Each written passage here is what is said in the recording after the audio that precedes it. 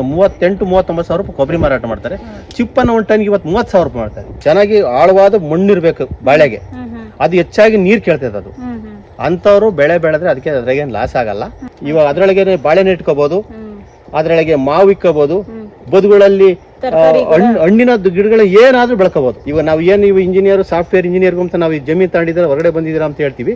ಅವ್ರ tension torch ಅಲ್ಲಿ ಬದುಕು ಅಂದ್ರೆ ತೆಂಗಿನಲ್ಲಿ ನಾವು ಆಗಾಗ್ಯೇನೆ ನಾವು GK ವಿಕೆ ಒಂದೆರಡು ಟೈಮ್ ನಾನು ಅಲ್ಲಿ ಭೇಟಿ ಕೊಟ್ಟಿದ್ದೆ. ನೋಡ್ರಿ, ಇದೆಲ್ಲ ಗೊಬ್ಬರವಾಗಿ ಪರಿವರ್ತನೆ ಆಗ್ತಾ ಇರ್ತೈತಿ. ನೋಡ್ರಿ, ಈ ತರ ಗೊಬ್ಬರವಾಗಿ ಪರಿವರ್ತನೆ ಆಗ್ತಾ ಬರ್ತೈತಿ. ಈಗ ನಾವೇ ಮಾಡ್ತೀವಿ ಅಂದ್ರೆ ಜಾಸ್ತಿ ನೀರು ಹಾಯಿಸಕ್ಕಾಗಲ್ಲ.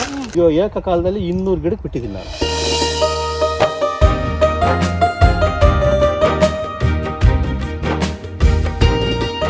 ಸಹಜ ಕೃಷಿಯಲ್ಲಿ ಅಪಾರ ಅನುಭವ ಹೊಂದಿರುವ ಕೃಷಿಕ ದೇವರಾಜ್ ಅವರು ಯಾವ ಬೆಳೆ ಹೆಚ್ಚು ಲಾಭ ಕೊಡುತ್ತದೆ?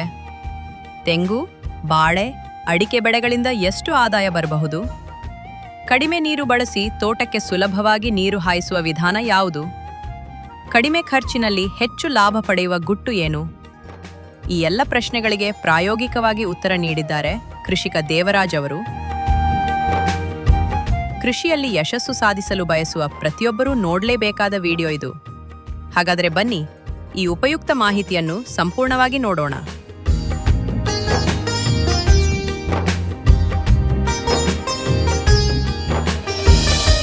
ಇದು ತೆಂಗು ಮತ್ತೆ ಹೇಗೆ ಇದು ಎಷ್ಟು ತಿಂಗಳಿಗೆ ಒಂದ್ಸತಿ ಬೆಳೆ ಬರುತ್ತೆ, ಮತ್ತೆ ಇದು ಅಡಿಕೆ ಕಾಯಿ ಆಗಿರ್ಬೋದು, ಮತ್ತೆ ಬಾಳೆ ಆಗಿರ್ಬೋದು, ಇನ್ನು ವಿಳೆದೆಲೆ ಆಗಿರ್ಬೋದು, ಎಲ್ಲ ರೀತಿಯಾದಂಥ ನೀವು ಕೃಷಿಯನ್ನ ಮಾಡಿದ್ದೀರಾ, ನಾನು ನೋಡ್ತಾ ಇದ್ದೀನಿ.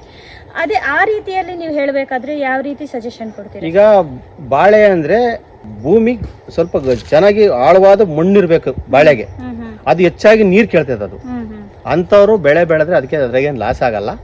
ತೆಂಗು ಅಂದ್ರೆ ಮಾಮೂಲಿ ಈ ಇದು ಗೊದ್ದನ್ ತಲೆದ್ದು ಮಣ್ಣು ಅಂತ ಹೇಳಿ ಜಜ್ಜ್ ಮಣ್ಣು ಅಂತ ಹೇಳ್ತೀವಲ್ಲ, ಆ ತರ ಇದ್ದು ನೀರಿದ್ರೆ ಒಳ್ಳೆ ಬೆಳೆ ಬರ್ತೈತೆ. ಮಳ್ಳು ಭೂಮಿ ಎಲ್ಲಾ ಬೆಳೆಲು ಬರ್ತೈತೆ, ತೆಂಗೇನು ಸಮಸ್ಯೆ ಇಲ್ಲ. ಅದು ಕಲ್ಪವೃಕ್ಷ ನಾವು ಅಂತ ಹೇಳಿ ಅದಕ್ಕೇನು ನೋಡಿದೀವಿ. ಅದರಲ್ಲಿ ನಾವು ಏನು ಬಿಸಾಕೋದೇನಿಲ್ಲ ಅದ್ರೊಳಗೆ. ಇವಾಗ ಗರಿ ಬೀಳ್ತೈತೆ, ಗರಿಯಿಂದ ಕಡ್ಡಿ ಪರ್ಕೆಯಲ್ಲಿ ಉತ್ಪಾದನೆ ಆಕೈತೆ. ಇವಾಗ ಕಾಯಿ ಇವಾಗ ನೀವು ನೋಡ್ರಿ 40 ಸಾವಿರ ರೂಪಾಯಿ ರೀಚ್ ಆಗ್ತೈತೆ ಕೊಬ್ಬರಿ. ಇವಾಗ 30 ಸಾವಿರ ರೂಪಾಯಿಗೆ ಕೊಬ್ಬರಿಯನ್ನ ನಾವು ಮಾರಾಟ ಮಾಡ್ತಾವ್ರಿ. 38-39 ಸಾವಿರ ರೂಪಾಯಿ ಕೊಬ್ಬರಿ ಮಾರಾಟ ಮಾಡ್ತಾರೆ. ಚಿಪ್ಪನ್ನ ಒಂದು ಟನ್ಗೆ ಇವತ್ತು 30 ಸಾವಿರ ರೂಪಾಯಿ ಮಾಡ್ತಾರೆ. ಅದು ಚಿಪ್ ಇವಾಗ ಅದು ಮಟ್ಟೆ ಬಂದೈತಲ್ಲ, ಅದು ತೆಂಗು ನಾರ್ಗೆಲ್ಲ ಒತ್ತು ಹಾಕೈತಿ. ಅದಕ್ಕೆ ಕಲ್ಪವೃಕ್ಷ ಕಾಮಧೇನು ಅಂತ ನಾವು ತೆಂಗಿಡ ನಾವ್ ಏನ್ ಕಳಿತೀವಿ, ಅದು ಉತ್ತಮವಾದ ಬೆಳೆ. ಅದು ಒಂದ್ ಸ್ವಲ್ಪ ನೀರ್ ಕಮ್ಮಿ ತಾಂತೈತಿ, ಎಕರೆಗೆ ಒಂದು 40 ತೆಂಗಿಡ ತಾಂತೈತೆ, ಉತ್ತಮವಾದ ಬೆಳೆ.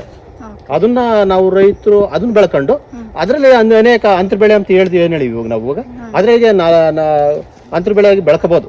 ಇವಾಗ ಅದ್ರೊಳಗೆ ಬಾಳೆನ ಇಟ್ಕೋಬಹುದು, ಅದ್ರೊಳಗೆ ಮಾವು ಇಕ್ಕೋಬಹುದು, ಬದುಗಳಲ್ಲಿ ಹಣ್ಣಿನ ಗಿಡಗಳು ಏನಾದ್ರೂ ಬೆಳ್ಕೋಬಹುದು. ಇವಾಗ ನಾವು ಏನು ಇವು ಇಂಜಿನಿಯರ್ ಸಾಫ್ಟ್ವೇರ್ ಇಂಜಿನಿಯರ್ ಅಂತ ನಾವು ಜಮೀನ್ ತಗೊಂಡಿದ್ರೆ ಹೊರಗಡೆ ಬಂದಿದ್ದೀರಾ ಅಂತ ಹೇಳ್ತೀವಿ. ಅವ್ರ ಟೆನ್ಷನ್ ಟಾರ್ಚ್ ಅಲ್ಲಿ ಬದುಕು ಅಂದ್ರೆ ತೆಂಗಿನಲ್ಲಿ ನಿಂಬೆ, ಮಾವು, ಹಲಸು, ತೆಂಗು, ಸೀತಾಫಲ ಇಂಥ ಹಣ್ಣಿನ ಗಿಡಗಳನ್ನ ಬೆಳೆಯೋದ್ರ ಮುಖಾಂತರ ಮಾದರಿ ರೈತರಾಗಬಹುದು. ಸರ್, ಇವಾಗ ನೀವು ಕೃಷಿ ಮೇಳಗಳಲ್ಲಿ ನೀವೆಲ್ಲ ಅಟೆಂಡ್ ಮಾಡಿದ್ದೀರಾ, ಅಲ್ಲೇನಾದ್ರು ಮಾಹಿತಿಯನ್ನ ಕಲೆಕ್ಟ್ ಮಾಡಿದ್ರಾ ಸರ್? ಹೌದು, ನಾವು ಆಗಾಗ್ಯೇನೆ ನಾವು GK ವಿಕೆ ಒಂದೆರಡು ಟೈಮ್ ನಾನು ಅಲ್ಲಿ ಭೇಟಿ ಕೊಟ್ಟಿದ್ದೆ. ನಮ್ಮ ಶಿರಾ ತಾಲೂಕಿನ ಕೃಷಿ ಈ ರೇಷ್ಮೆ ಇಲಾಖೆ ಇರ್ಬೋದು, ತೋಟಗಾರಿಕೆ ಇಲಾಖೆ ಇರ್ಬೋದು, ವಸ್ತು ಪ್ರದರ್ಶನ ಇಟ್ಟಾಗ ಅಲ್ಲೆಲ್ಲಿ ಸಣ್ಣ ವಿಚಾರವಾಗಿ ನಾವು ಅಲ್ಲಲ್ಲಿ ಹೋಗಿ ಸಣ್ಣ ಪುಟ್ಟ ವಿಚಾರಗಳನ್ನ ತಿಳ್ಕೊಂತಾ ಇರ್ತೀವಿ. ಸರ್, ಇವಾಗ ಈ ತರ ಹುಲ್ಲಿದೆಯಲ್ಲ, ನೀವು ಯಾವ ರೀತಿ ನೀರನ್ನ ಹಾಯಿಸ್ತೀರಾ? ಈಗ ಈ ಹುಲ್ಲಿರೋದು ಏನಕ್ಕೋಸ್ಕರ ಅಂದ್ರೆ ಈ ತೇವಾಂಶ ಹಿಡಿಯೋಕ್ಕೋಸ್ಕರ ಬೇಸಿಗೆ ಟೈಮ್ನಲ್ಲಿ ಇದನ್ನು ನಾವು ಮೇಲ್ಪದರ ಒದಿಕೆಯನ್ನಾಗಿ ಮಾಡಿದೀವಿ. ಇವಾಗ ನಾವು ರೇಷ್ಮೆ ಕಡ್ಡಿ ಹಾಕಿದೀವಿ, ಗೊಬ್ಬರವಾಗಿ ಪರಿವರ್ತನೆ ಆಕತೆ. ನಾವು ಈ ನೋಡ್ರಿ ಈ ತಲೆ ಕಾಲನೆಲ್ಲ ತಂದು ಹಾಕಿದೀವಿ. ನೋಡಿ, ಗೊಬ್ಬರವಾಗಿ ಪರಿವರ್ತನೆ ಆಗ್ತಾ ಹೋಗ್ತೈತಿ. ನೋಡ್ರಿ, ಇದೆಲ್ಲ ಗೊಬ್ಬರವಾಗಿ ಪರಿವರ್ತನೆ ಆಗ್ತಾ ಇರ್ತೈತಿ. ನೋಡ್ರಿ, ಈ ತರ ಗೊಬ್ಬರವಾಗಿ ಪರಿವರ್ತನೆ ಆಗ್ತಾ ಹೋಗ್ತೈತಿ. ಈಗ ನಾವೇ ಮಾಡ್ತೀವಿ ಅಂದ್ರೆ ಜಾಸ್ತಿ ನೀರು ಹಾಯಿಸಕ್ಕಾಗಲ್ಲ. 1 ಇಂಚು 2 ಇಂಚು ಇದ್ರು ಅಕಸ್ಮಾತ್ 2 ಇಂಚಿನ ಸ್ಲೋ ನಿಧಾನವಾಗಿ 2 ಇಂಚ್ ಬಂದ್ರು ನಾವು ಡ್ರಿಪ್ ಮಾಡಿದ್ದೀವಿ. 16 mm ಲ್ಯಾಟ್ರಲ್ ಆಗಿ ಡ್ರಿಪ್ ಮಾಡಿರೋದು ಏನಾಗುತ್ತೆ ಅಂದ್ರೆ ನೀರು ಒಂದು 50 ಗಿಡಕ್ಕೆ ಹೋಗೋ ಮಾಡ್ಕೊಂಡು ನಾವು ಮಾಡ್ಕೊಂಡಿದ್ದೀವಿ.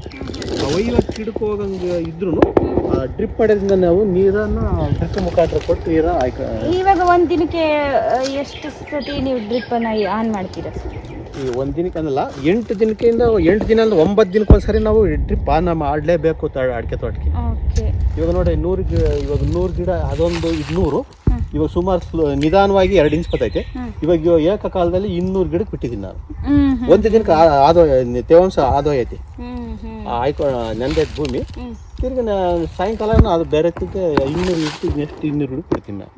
ಅಂದ್ರೆ ನೀವ್ ಹೇಳ್ತಾ ಇದ್ದೀರಾ ವಾರಕ್ಕೊಂದ್ಸತಿ ನಾವು ಡ್ರಿಪ್ಪಿಂಗ್ಗೆ ನಾವು ಆನ್ ಮಾಡಿದ್ರೆ ಸಾಕು, ನೀರಿನ ತೇವಾಂಶ ಎಲ್ಲಾ ಗಿಡಕ್ಕೂ ಅವೈಲಬಲ್ ಆಗುತ್ತೆ ನೀರು. ಆಕೈತೆ ತೇವಾಂಶ ಕರೆಕ್ಟಾಗಿ ಸಮರ್ಪಕವಾಗಿ ನೆನ್ಕೊಂಬತ್ತೆ, ಎಲ್ಲ ಕಡೆಗೂ ನೆನ್ಕೊಂಬತ್ತೆ. ಈ ತರ ಕೃಷಿ ಏನ್ ಮಾಡ್ಕೊಂಡ್ರೆ ರೈತರು ಅಟ್ಲೀಸ್ಟ್ ಈ ತರ ಈ ಮೇಲ್ ಪದರ ಒದಿಕೆ ಈ ವಂಗೆ ತರ್ಗ ಆಗ್ಬೋದು, ಈ ಕಸ ಕಡ್ಡಿ ಆಗಿರ್ಬೋದು, ಈ ಪಾಳೆಕಾರ್ ಪದ್ಧತಿ ಅನುಸರಿಸ್ಕೊಂಡು ಹೋಗ್ತಾ ಇರ್ಬೇಕು ರೈತರು. ಅದನ್ನ ಅನುಸ್ಕೊಂಡು ನಮಗೆ ವೆಚ್ಚನೂ ಕಮ್ಮಿ ಆಕೈತೆ, ಈ ತೇವಾಂಶನೂ ಉಳಿತೈತಿ. ಈ ಥರ ಮಾಡ್ಕೊಂಡ್ರೆ ಗೊಬ್ಬರವಾಗಿ ಪರಿವರ್ತನೆ ಆಗಿ ಹೋಗ್ತಾ ಇರ್ತೈತಿ, ತೇವಾಂಶ ಉಳಿತೈತಿ. ಹಂಗಾಗಿ ಏನು ಮಾಡ್ತೀನಿ ನಾವು ಅಡಿಕೆನೂ ಒಳ್ಳೆ ಪ್ರತಿ ವರ್ಷನೂ ಯಾವುದೇ ಕಾರಣ ಜೀರೋ ಕಲ್ಟಿವೇಶನ್ನು ಅಡಾಪ್ಟ್ ಮಾಡ್ಕೊಂಡಿರೋರು ಈ ಥರ ಮಾಡ್ಕೋಬೋದು. ಮಾಡ್ಕೊಂಡ್ರು ಅಕಸ್ಮಾತ್ 1-2 ಇಂಚು 3 ಇಂಚು ಮಣ್ಣು ಹಾಕೊಂಡು ಮಾಡ್ಕೋಬೋದು. ಈ ಥರ ಮಾಡ್ಕೊಂಡ್ರೆ ಉತ್ತಮವಾದ ಬೆಳೆನ ಬೆಳ್ಕೋಬೋದು ಅಷ್ಟೇ. ಓಕೆ, ನೀರು ಕೂಡ ನಾವು ಕಮ್ಮಿ ಪ್ರಮಾಣದಲ್ಲೇ ನಾವು ಬಳಕೆ ಮಾಡೋದ್ರಿಂದ ನಾವು ಇಷ್ಟೆಲ್ಲ ನಾವು ತೋಟವನ್ನು ಒಂದೇ ಸತಿ ನಾವು ಆಯಿಸೋವಂಥ ಪದ್ಧತಿನ ನೀವು ಅಳವಡಿಸ್ಕೊಂಡಿದ್ದೀರಾ ಅಂತ ಹೇಳಿದ್ರೆ, ಇಷ್ಟೆಲ್ಲ ಮಾಹಿತಿ ಕೊಟ್ಟಿದ್ದಕ್ಕೆ ತುಂಬ ಹೃದಯದ ಧನ್ಯವಾದಗಳು ಸರ್. ಧನ್ಯವಾದಗಳು.